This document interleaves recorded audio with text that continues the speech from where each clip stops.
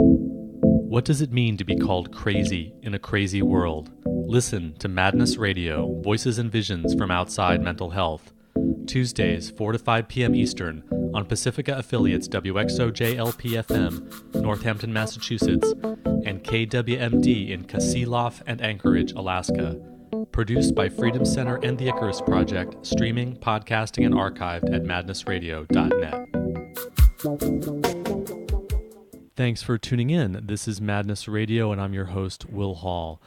Today on Madness Radio, we are talking about unusual beliefs, delusions, and how to work with them. Our guest is Dr. Tamasin Knight. Tamasin is a former psychiatric patient who is now a medical doctor in the UK. She's a member of the Hearing Voices movement and has been working for 7 years with people who would be diagnosed as delusional, people who have unusual or strange beliefs. She's the author of the really fantastic book, Beyond Belief, Alternative Ways of Working with Delusions, Obsessions, and Unusual Experiences. And I really recommend this book. It's a really great book. It's forward by Rufus May. So welcome to Madness Radio, Tamasin Knight.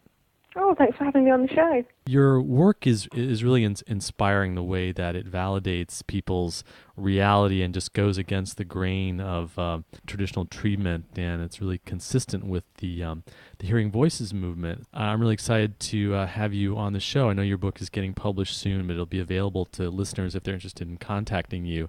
So tell us a little bit about the book, and then also tell us about how you got interested in this issue and your own history with it. Yeah, the book is basically about different ways of understanding and helping people who have unusual beliefs or different ways of seeing reality.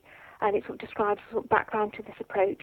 And a main focus of the book is the sort of practical strategies that people can use to cope with these types of experiences. Now, what kinds of experiences are we talking about? We're talking about things that would be diagnosed as schizophrenia or psychotic delusions, like someone says that, okay, the CIA planted a chip in my brain, or so-and-so is casting a spell on me, and they're invading my body with their thoughts or something like that.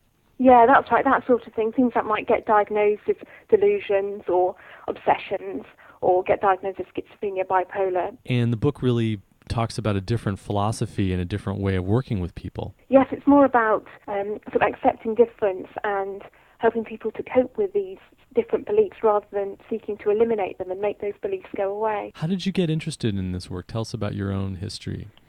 Well, I got interested in it because 10 years ago, I myself began to see reality in a very different way to those around me.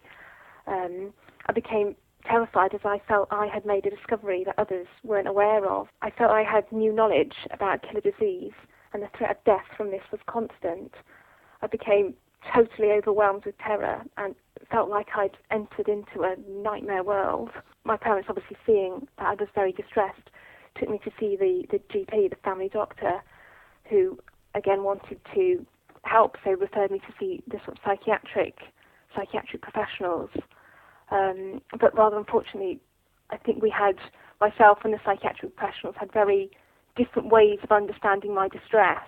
I think the psychiatric professionals saw the fact that I had these unusual beliefs and odd behaviours. They saw that as being symptoms and signs of mental illness. Now, what was the belief? You said you believed that there was a killer disease that was after you. What was that about? I mean, I was sort of very interested in science and these kind of things, and I was just reading lots and lots about sort of science journals and this kind of thing, and I think I just became sort of very focused and felt that, one particular disease, I'd realised new things about it, and that it could be caught in a much easier way, much more easily to catch this disease than the general public and all the scientists knew.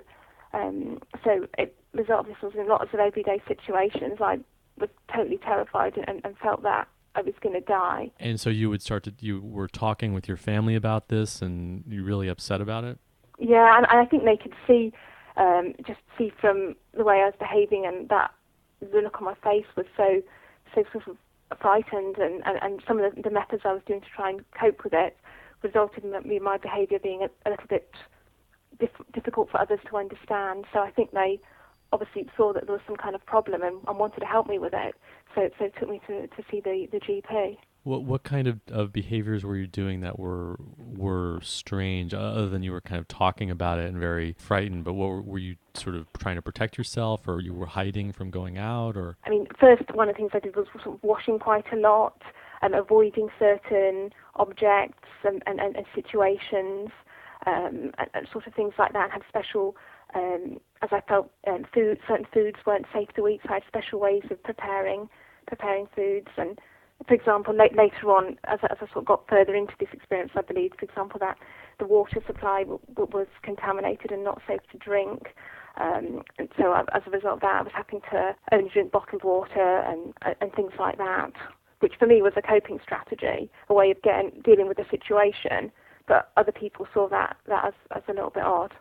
So your family started to worry that you were kind of going crazy, or you had a mental illness, or you were delusional, and then you went to the doctor, and that's basically how they treated you. The doctor, he referred me to see sort of various different nurses and psychiatrists, psychologists, and I think these people were very sort of keen to sort of diagnose an illness and then sort of trying to get me to stop believing all these sort of strange things as they perceived it to be. I wasn't really interested in that kind of approach. I was more interested in sort of accepting my reality as what it was and sort of finding ways to feel less frightened and more able to cope. So you were holding on to your beliefs, and they were basically trying to argue that, okay, you aren't being attacked by this killer disease. You don't have some kind of special knowledge or special insight. They were really just disagreeing with you and arguing with you about it. And they were trying to convince you that actually this was a sign of your illness. Trying to convince me it wasn't true what I believed. Did they prescribe medication, or what was the treatment that they were offering? Yes,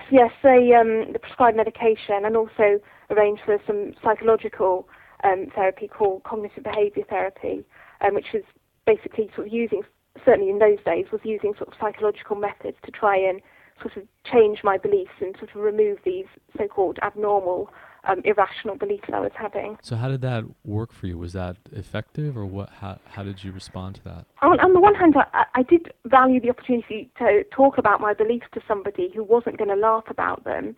I think the main problem I had was I was more interested in accepting my reality as what it was, but these people, they seemed very focused on wanting to remove these beliefs, prove that my beliefs were wrong, and I think that caused a bit of battle of wills between us, and so I wanted to learn to cope with it, but they wanted to encourage me not to believe that kind of thing anymore, and so the kind of relationship pretty much broke down, and sort of had to find sort of alternative ways of sort of helping myself with it, really. So you were really kind of left alone by the system. You were isolated by... I felt, emotionally, I'm not really supported. What did you do then? You said you started to look for alternative ways of support? In the initial stages when I was sort of completely overwhelmed, terrified, sort of used various sort of self-help strategies to try and help myself feel safer and more able to sort of cope and sort of get on with sort of my everyday life. And then I think after I'd sort of become able to cope with my experiences on a sort of very basic level, what I found helpful was sort of expanding other aspects of my life. So rather than being completely overwhelmed by this fear about this killer disease, I began to sort of build up other aspects of my life so that this belief about the disease became just one part of my life. So you really drew on some sort of inner resource all alone inside of yourself to kind of pull yourself out of this very difficult position that you were in, it sounds like. What do you attribute that to? That's very unusual. A lot of times people aren't able to do that.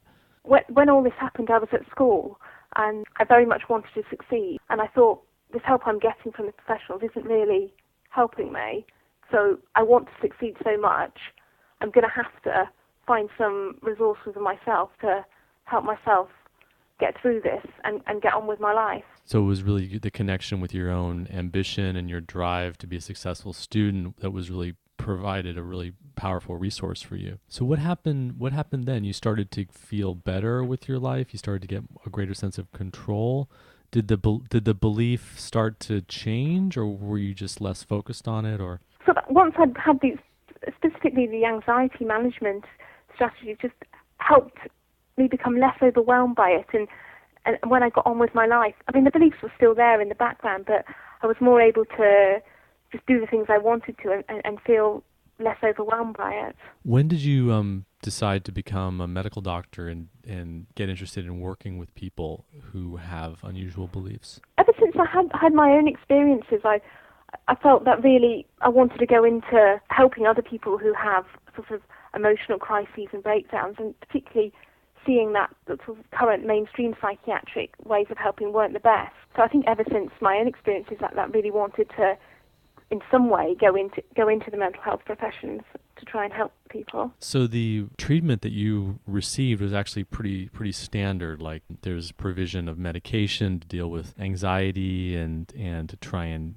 tranquilize or mute people's minds and get their delusions under control. And then there's like a therapy component of trying to convince you that, well, actually these beliefs are a sign of your illness and that they're symptomatic. And that's really the standard of care. There's the idea that the beliefs that the person is having are really a sign of their illness, and that to really help them, you have to get them beyond that and get them to see through it and to see it as a symptom. And that's really pretty much how the entire mental health system treats people who are in situations like yours. Certainly now that I'm in the medical profession, I can certainly throughout my medical training, that's very much what we were taught. Sort of get rid of people's beliefs is the way to help them. So I think partly my real interest in doing this research and writing Beyond Belief is to provide people with an alternative, to say, that mainstream approach isn't the only approach. There are other ways of helping people. Because that's a really common situation that people get into. You mentioned the power struggle issue of, you are ill, you need to have insight into your illness. No, I'm not ill. I have this real thing happening to me. I have a disease that I'm obsessed with, or I'm contacted by aliens, or I'm being persecuted by the CIA, and I'm not going to change that belief. And then the person gets more and more isolated, and pretty soon there's this power struggle, and then they are treated like a non-compliant client who doesn't want to get better, and they're not interested in. And that's a story that's told over and over again in the mental health system. When did you start doing research on this and starting to figure out ways to help other people? That was about 7 years ago, actually. I actually got sort of a research grant from the Mental Health Foundation in the UK. They were offering grants for people who had sort of innovative ideas for research in the mental health area. I interviewed 15 people who'd been experienced unusual beliefs and had been in the psychiatric system because of those beliefs. So by unusual beliefs, I mean things that, as we mentioned earlier, could be diagnosed as delusions or obsessions. And I also interviewed people who had unusual beliefs, but who had not gone into the mental health system. And again, I was interested in the methods both groups of people had used to cope with those experiences. And so from all the responses I got from this, was able to generate a large number of different strategies and techniques that people can use to help people with these kind of experiences, or that people can themselves use for self-help. It's just such an exciting research agenda there, to just talk with people who've been through these experiences and then figure out what works for them. And these are people who are diagnosed with schizophrenia, sometimes paranoid schizophrenia, bipolar disorder, psychotic depression, I guess OCD as well. Would that be? Yeah, all those diagnoses, yeah. And what were some of the beliefs that people had in your study? For example, one of the people I spoke to, who'd been in the psychiatric system, was very, very fearful that sort of racist gangs were going to attack him and murder him. And so he told me that this understandably made him completely paralyzed with fear. So what he did to cope with that was to wear special devices underneath his normal clothes, which would stop an attacker causing serious harm. And also what he did was sort of make a plan in his mind what he would do should he see a member of this gang, what he should do to make himself feel safe. And he described that by having this plan, it made him feel more in control and less afraid. So he was doing better as a result of having this plan and having this coping strategy? Oh, enormously. He said before he had all of these coping strategies, he was paralyzed with fear completely, would have blackouts because of the terror he was experiencing. But by doing these coping strategies, it made him feel safer, and more in control of the situation. So he was able to sort of get on it and do everyday things in his life. So you said he would carry devices to protect him? Was like weapons he was carrying? Oh no, he would wear, for example, like a knife-proof vest under his normal shirt. So when he went outside, no one would know that he'd got it on. So he had his own sort of special protection tools and techniques that from the outside would look really crazy, but in his reality, if you accept that, okay, he has this danger of being attacked by gangs, he himself has come up with a coping strategy that allows him to feel better and to live a higher quality life. And is this someone who had tried medication and had received mainstream? Yes. I'd had sort of the mainstream sort of psychiatric medication. So he had done all the mainstream stuff, but it didn't help him, and then this... No, he had to sort of use these self-help methods. So that's really key, because that really illustrates one of the principles of your book, which is to validate and accept the person's reality and then help them develop something from within it that can help them to cope. What are some other examples from your research of people's beliefs? A very interesting one from a guy who hadn't actually been in the psychiatric system. His belief was that aliens had implanted him with a chip which would monitor his thoughts and activities, and he understandably became very annoyed at this invasion of his privacy, and also very frightened that aliens might abduct him and not bring him back. So his method of dealing with this was to join an online support group for alien abductees. And so he was able to chat to people who had similar beliefs, who accepted his experiences as being real.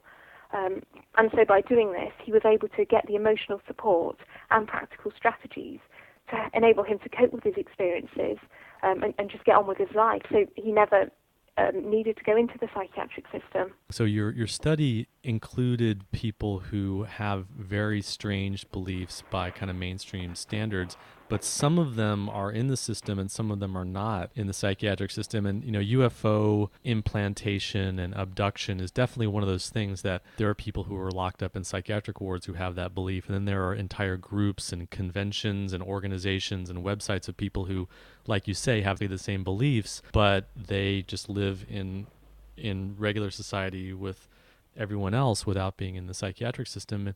And I guess what do you think is the key difference? It seems like one person has a real fear and terror response, and they get kind of paralyzed and overwhelmed, and another person just doesn't have that. They just are able to kind of deal with their experience on its own terms. What is that difference between someone who gets overwhelmed by the fear and someone who doesn't? There's actually been quite a bit of research in this area, and it tends to show that sort of the distance between these people who get overwhelmed by the experiences and those who have these same unusual beliefs but can manage to cope is whether that person becomes distressed by the experience, or if they become preoccupied by their experiences, so those beliefs completely predominate their lives, or alternatively, if their beliefs cause other people problems. So the key thing isn't really the existence of the belief or not, it's more the response to it and the distress that it's as I say, it's more the person's ability to cope with their beliefs rather than the beliefs themselves. So is it pretty consistent that people who have sort of scary, overwhelming beliefs and they have no sense of control or no sense of coping, that's really where you get into problems with distress and crisis and going into the system? There's no way of coping if they're not in contact with anyone else who shares their beliefs or who they can talk about their beliefs to, and they feel completely out of control and overwhelmed by it. The person's likely to become so distressed and sort of unable to cope in their everyday life that they're likely to end up in the psychiatric system. Was that a part of you mentioned the person who was afraid of getting attacked by racist gangs, was that part of his experience too, that he wasn't isolated and that helped him to cope and deal with it, or was it just his sort of coping tools that he had? I mean, he had these coping tools. He was also trying to get involved, trying to find other people who had similar kind of beliefs to himself. But I think these sort of wearing the protective clothing was one of the main strategies he used. So with the issue of racist gangs, I mean, that's a really touchy subject. I mean, a lot of people have beliefs that are really difficult to talk about. And if you're, say, a white person who has an extreme fear of people of color are going to attack you on these racist attacks, I mean, that's a kind of delusion that is just going to be scary and overwhelming for clinicians or psychologists or therapists or psychiatrists to even hear about or even want to talk about. What are some of the other examples of people in your study who had unusual, strange beliefs? There was another chap who believed that other people could read his mind, and at first this was understandably very sort of distressing and upsetting for him. So one of the methods he found to cope with it was actually to put tinfoil over his head, and he felt that this would put a barrier to stop other people being able to read his mind. And although this method sort of allowed him to feel safe and sort of get on with his life, it did also have the unfortunate response that when he went out in the streets, other people would sort of laugh at him.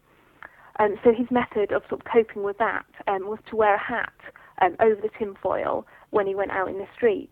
And this proved a very effective method to allow him to have his beliefs in a society that didn't share them. So he was someone who was not in the mental health system, or? Oh, he was, yeah, he was in the mental health system.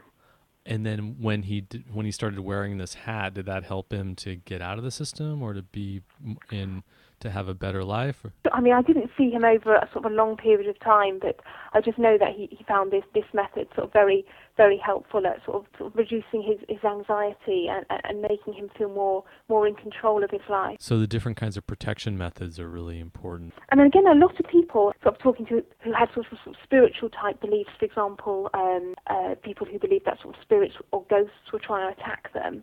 They often say it can be helpful to sort of look at books or other kind of information sources that deal with that content of the belief. For example, there's a book called Psychic Self-Defense, which describes all kinds of strategies that people can use to defend themselves against attacks from sort of negative spirits. And these include things like sort of visualizing a shield of white protective light around oneself to stop sort of negative spirits getting in.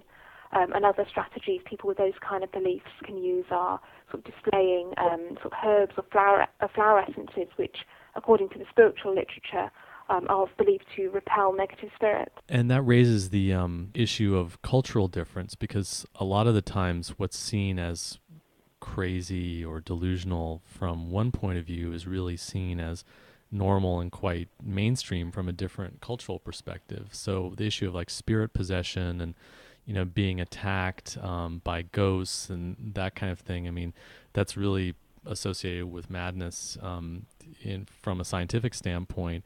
But, you know, in a multicultural society, there are many, many societies and cultures where that is just seen as part of daily reality, that there are spirits and there are negative spirits and harmful entities, and you need to sometimes protect yourself or do rituals or take different kinds of measures or get help from a religious, a priest or a religious authority or something. In some of the countries in South America where shamanism is very popular, the shamans believe that the spirit world and the everyday world are equally real as each other. And again, a lot of their beliefs about entering spirit world in contact with the spirits to sort of Westerners would seem very bizarre and very strange, yet to people in that culture it's completely normal, a completely normal part of life. If you're just tuning in, you're listening to Madness Radio. We're speaking with Dr. Tamasin Knight. Tamasin is a former psychiatric patient, and now she's a medical doctor in the UK. She is the author of Beyond Belief, Alternative Ways of Working with Delusions, Obsessions, and Unusual Experiences. So one of the things I think we hear from mental health professionals and the kind of conventional wisdom in medical science is that, well, you know, you don't want to really validate someone's reality because you end up colluding with it, you end up making it worse.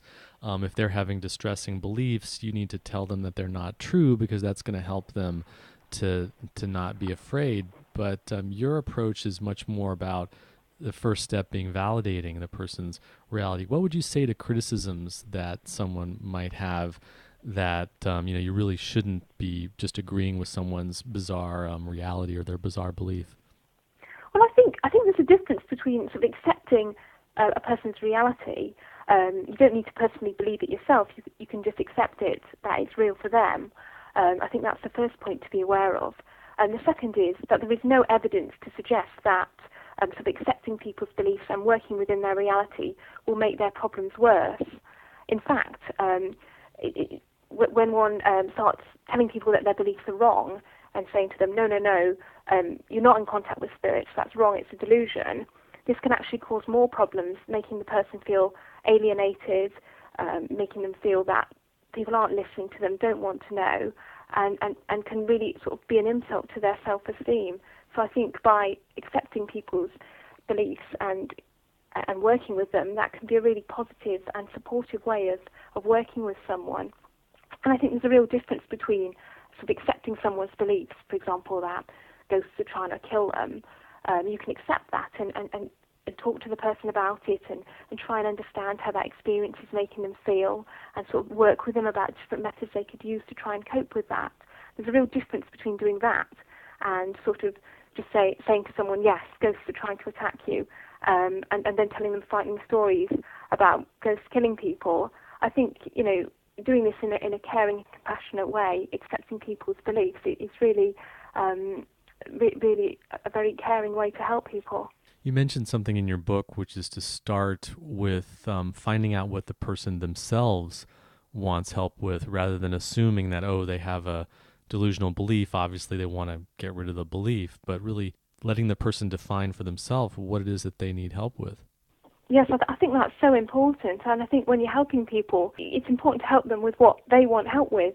They may be quite happy hearing voices or having unusual beliefs and want help with the distress element to help them feel safer. Alternatively, they may want help with relationship problems or whatever it is. And I think really, if you want to help someone, the basis of starting is ask that person what they want help with. In your book, you talk a lot about the actual ways of counseling people and working with people, both in groups and individually.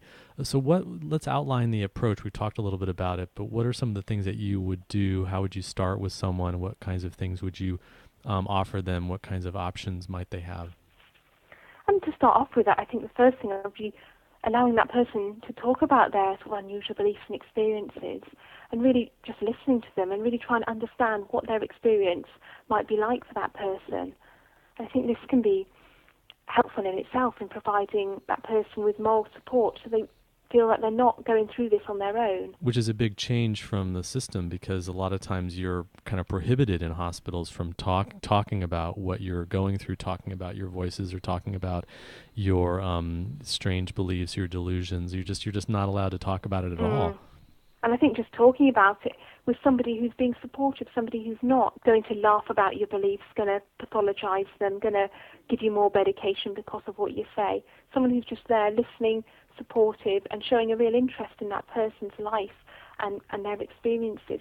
That can be really, really important as the first measure to start helping someone. Which, if you think about it, is one of the kind of basis of any kind of counseling or therapeutic help, is really just listening as a very powerful healing tool. But for some reason, we've decided that when someone crosses a line into craziness or being delusional or psychotic, somehow our standards of how we treat them change, and listening is no longer seen as a key thing. But it seems like everybody really needs that on some level, to be listened to and heard. And that's really one of the key messages, I think, of the work that you're doing, is that if you devalue someone's reality, that they don't feel listened to, and there's a disconnect there. I think that's so important. If you, like you say, if you don't value people's experiences, then they're not going to want to keep seeing you as a mental health worker. They're going to feel bad in themselves and are going to feel isolated and drift off and have to suffer by themselves. And then it gets into that power struggle that I think so many clinicians get into with clients, is that, this person is not doing what I want them to do. They're not engaging in treatment. They're not compliant with the treatment plan. They don't have insight into their illness. But actually the first step might be, as you say, to establish this sense of listening and respecting the person on their own terms. I think it's all about that sort of the power to define reality. And rather than at the minute, I think it's often mental health professions have that power to say this is real and this is not. But I think what I'm interested in promoting is saying perhaps there's not just one way of seeing the world, perhaps there's lots of different ways of seeing the world, and it's about respecting different ways of believing things and different ways of experiencing reality, saying one way of seeing the world isn't any better than the other, it's just different. Do you think that people who end up in psychiatric hospitals with beliefs that are considered delusional, do you think that they're just really at one end of an extreme continuum or spectrum of experience? Oh yes, definitely. I don't think people who are, get diagnosed with delusions are fundamentally different to people who don't. I think sort of all beliefs are on a continuum, and I think again there's been some very interesting research done again showing that there's lots and lots of people out there who have these so-called delusional beliefs who sort of never enter the psychiatric system. So I think it's all very much on a continuum. You mentioned something in your book about how there's research showing that people who accept a diagnosis of schizophrenia tend to actually have lower self-esteem than people who resist that diagnosis and disagree with their doctors. Can you say something about that? Because it makes sense from my own experience, but say a little more about that. I think because the sort of diagnosis of schizophrenia is such a negative and frightening label for most people, for someone to start believing, I am a schizophrenic, I've got schizophrenia, they then attribute all those negative feelings to themselves. Whereas if, on the other hand, a person, perhaps if they're feeling very persecuted, instead of, say, if they don't accept that diagnosis, they might, for example, see themselves as struggling to live in a difficult world or struggling to live with persecution. That can be a lot more positive way of seeing themselves rather than a person suffering from a serious mental illness. Does developing coping mechanisms, different ways of dealing with people's distress, it seems like that can also boost someone's self-esteem because then they have a greater sense of control and they're actually doing something to take charge of their lives. Tell us a little bit more about some of the different coping strategies and maybe give us some examples of some of the people that you've worked with and how they've been able to turn their lives around using some of these ideas. A lot of people that I've described in the research, I think we've talked about some of them already, and I think those people are people who really sort of can illustrate the different techniques very well. So I strongly encourage the listeners to get a copy of the book and then sort of maybe you can read through some of these strategies themselves and the people's stories. But what I've also sort of been involved in is the self-help group for people with unusual beliefs. And lots of people find that by joining a group and being able to talk about their experiences and beliefs in a group setting can be very, very helpful. How are the groups run? It sounds like they're very similar to the Hearing Voices groups. Yes, definitely. The unusual beliefs groups are really based on the very successful Hearing Voices groups and very similar to principles and sort of ethics. For example, they have the belief that accepting people's experiences and not trying to pathologize people's experiences, saying that it's possible to discuss sort of non-psychiatric ways of understanding their experiences. And the groups generally sort of start by sort of one person sort of saying, oh, how's everyone's week been? And then the group members will share experiences and support each other.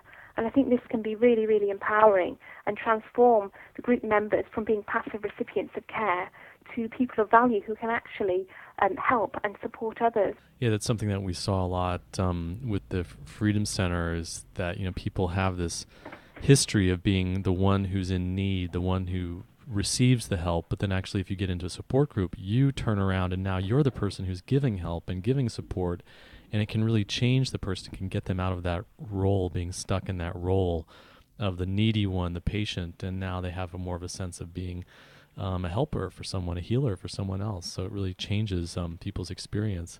And I guess one of the principles in the group is diversity, that different people may have totally different explanations of what they're going through or what a different experience means.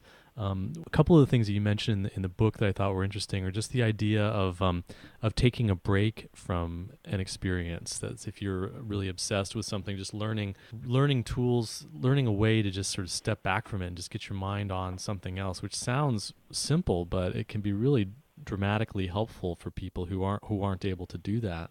Certainly, I think it's very often these very simple, quite easy strategies that can cause such benefits for people. I think one of the people I was talking about in the book who used that strategy sort of had sort of persecution type experiences, and then by going and staying in a different part of the country just for a short while, get away from all those experiences, gave her a break, and so she could think about other things. And then when she came back to that situation, felt much more able to cope with things, had that inner strength to face the situation better. Yeah, I remember a story that I've told actually on the show before. I went through many months of having a belief that the people on the other side of the wall in the apartment that I was living in were talking about me and plotting things about me and planning on coming to hurt me. And this was really serious. I mean, I would not go outdoors, and I was very frightened and would get really isolated in my apartment. And I could kind of hear them like talking a little bit through the wall, and I could kind of hear them moving around in the apartment, and that would always really stir me up, just being able to hear them at all. And it sounds really simple, but I just sort of figured this out myself, where I would put a fan on in the apartment, and by creating that white noise, that background level of distraction, and to cover up the noises from the other apartment, it really gave me a lot of relief from that constant preoccupation with little noises that I was hearing, and then this sort of completely huge belief that I would develop, and paranoid and fearful feeling that I would develop about the people on the other side of the wall. So little changes like that, it sounds really simple, but if you have someone who can help you problem solve and help you work with those kinds of things, can be extremely beneficial for people. You mentioned validating someone's reality and then sort of helping them from inside of the reality, instead of saying, okay, how can we get you to let go of this belief? How can I convince you that you're wrong? Say, okay, well, say you are being attacked by some sort of spirit force, or you do have a possession experience. What can we do to help you with that? How can we... Is that the kind of thing that you offer to people in the groups? Putting your own reality to one side and really getting into that person's world and seeing things from their perspective, and then saying to them, how can we help you with this? How can I help you cope with it? And looking at what sort of strategies might they find helpful, not what would I find helpful, or what would the textbook say is helpful, what would this specific person find helpful? And it's really about focusing on the person you're working with and what might help them from their perspective. So one example would be if someone is concerned about alien abduction, or, like I said, possession, or some psychic kind of phenomenon, then there's a huge literature out there actually of techniques. And so what are some of the sort of the protection techniques that people might offer each other if they're trying to cope with this?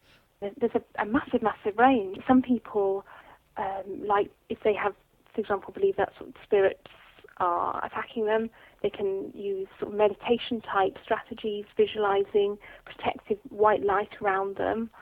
Other people like to use display repellents, for example, herbs or flower essences, to repel negative spirits, to make them go away.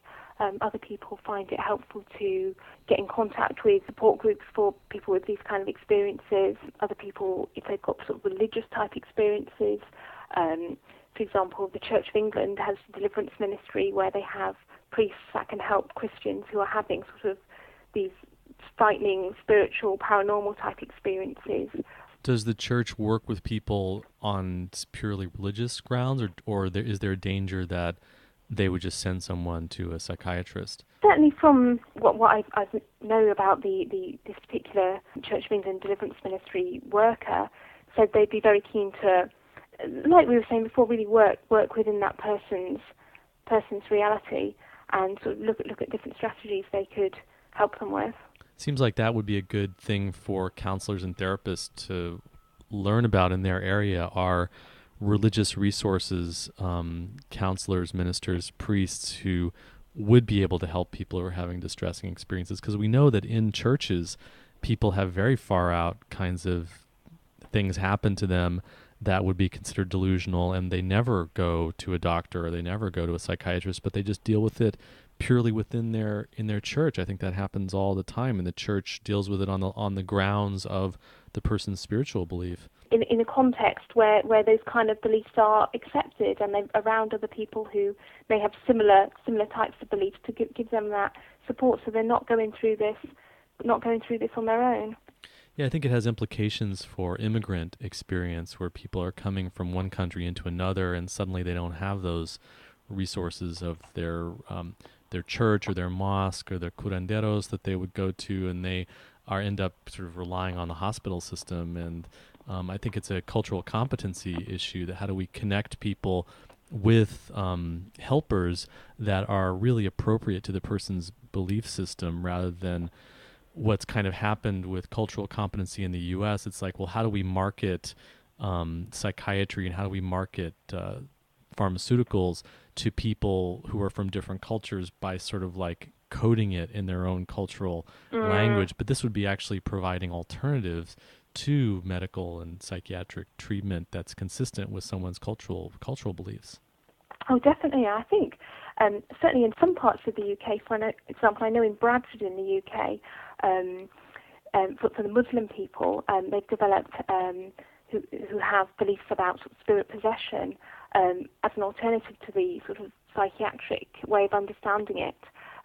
There are sort of Muslim clerics who are able to talk with the person reporting possession and sort of read passages of the Quran with them to sort of help them recover and help that person having those difficulties to really take control of their life, rather than seeing it as a sort of mental illness.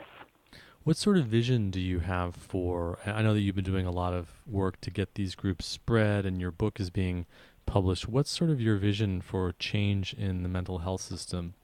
I think really the mental health system, in my opinion, needs to be more about choice, about offering people alternatives, rather than saying you have to have medication, and if you don't have medication, we're going to force you to have it. Asking that person, what do you want? Do you want medication? If you do, great. If you don't, we've got all these other options. Which would you like? And I think it's really, that's what it's about, offering people options. And again, with people who come in with these sort of unusual beliefs and different ways of seeing reality, perhaps some people will want their beliefs to be removed and to start believing normal things, and that's great. Whereas other people, they won't want their beliefs to be removed. They'll want to learn to live with them. So it's offering people that choice. Do you think that these changes are taking place? I know that Britain is a lot more progressive than the U.S. is in a lot of ways in terms of the Hearing Voices movement and different kinds of alternatives emerging. Are you hopeful? Do you see changes happening? I am hopeful, yes. I think sort of in the mental health survivor movement, there's increasing sort of calls that we need to have these alternatives. We're having more and more Hearing Voices groups and unusual beliefs groups. And I think even within the psychiatric profession, we've got the Critical Psychiatry Network, and with more and more psychiatrists beginning to question the medical model and saying, we really do need to be looking at different ways of understanding people's experiences. So yes, I'm very, very hopeful that things are on the way to being changed.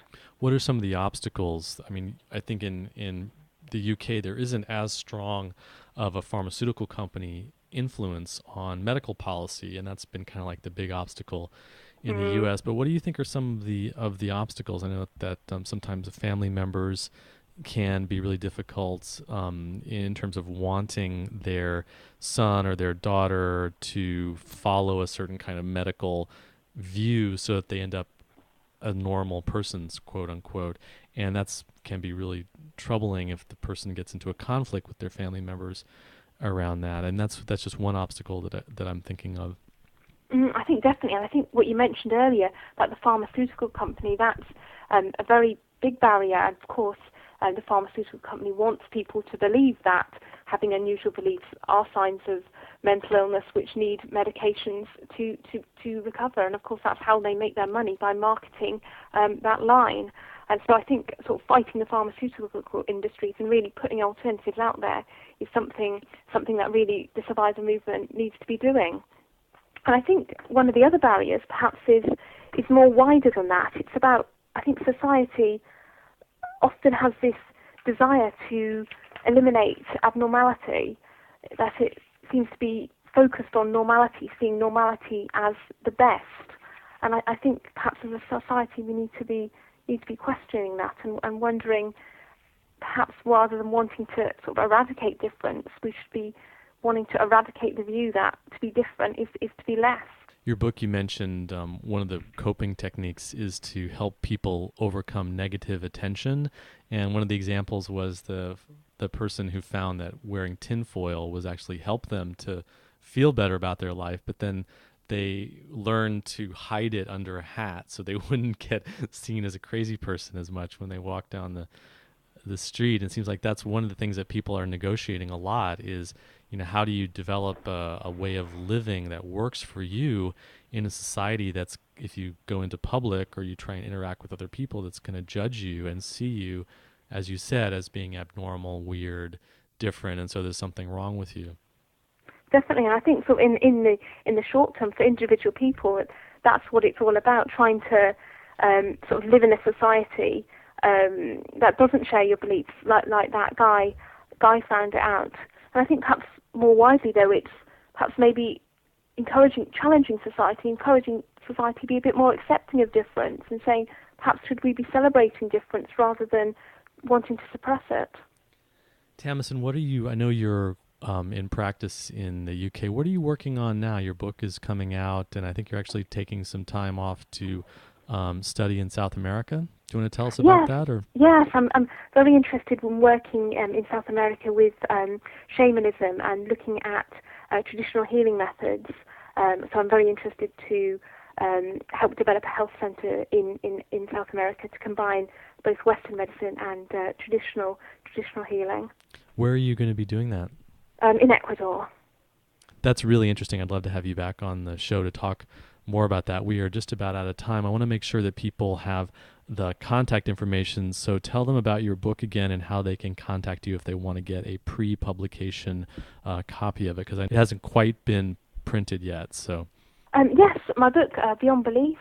If you'd like to email me, my email address is Tamasin, that's Tamasin, @doctors.org.uk. Tamasin Knight, thanks a lot for joining us on Madness Radio. Oh, thanks for having me. You've been listening to an interview with Dr. Tamasin Knight. She is a former psychiatric patient who is now a medical doctor in the UK. She's a member of the Hearing Voices Network and has been working for the last 7 years with people who would be diagnosed as having delusions, people with different beliefs, unusual beliefs, and she is the author of Beyond Belief. That's all the time we have this week on Madness Radio. Thanks a lot for tuning in. You've been listening to Madness Radio, voices and visions from outside mental health. Madness Radio broadcasts every Tuesday, 4 to 5 p.m. Eastern, on Pacifica affiliates WXOJ-LP-FM, Northampton, Massachusetts, and KWMD, Kasilof and Anchorage, Alaska. Co-produced by peer-run mental health communities freedom-center.org and theicarusproject.net. Madness Radio is hosted by Will Hall. Music producer is John Rice, with technical assistance from Jeremy Lansman. Listen to our internet stream, podcasts, and show archives at madnessradio.net. If you have an idea for a story or guest on Madness Radio, to help get us broadcast on a station near you, or if you just want to share what's in your head, contact radio@madnessradio.net.